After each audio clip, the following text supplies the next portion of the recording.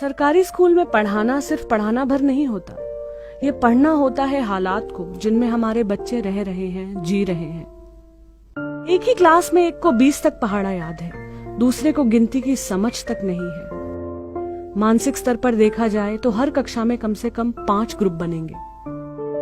बच्चों पर हाथ उठाना बिल्कुल अच्छा नहीं लगता। चाहती हूँ कि वो स्कूल से डरे नहीं, स्कूल को प्यार करें, मगर कैसे?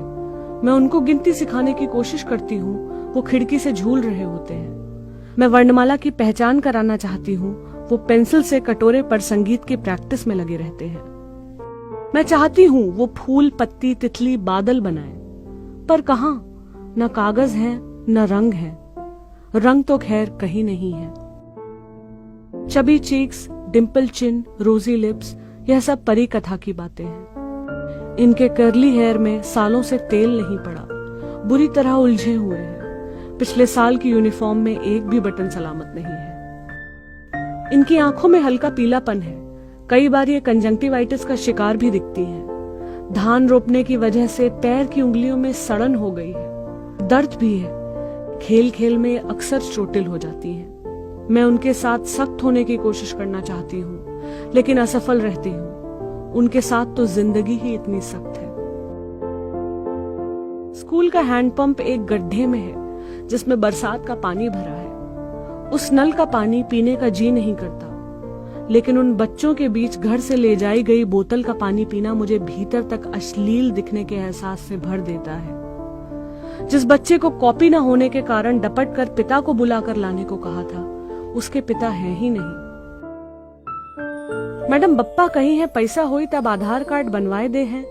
बप्पा क्या काम करते हैं गोलू? मैं बेख्याली में पूछती हूँ। करें, कमवे नाय लागत है।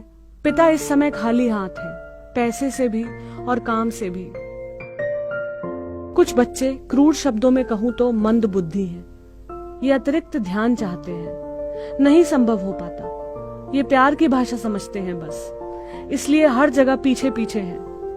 पढ़ाने में बाधा होती है तो कभी कभी डांट देती हूँ। अपनी क्लास में जाओ, ये रो पड़ते हैं।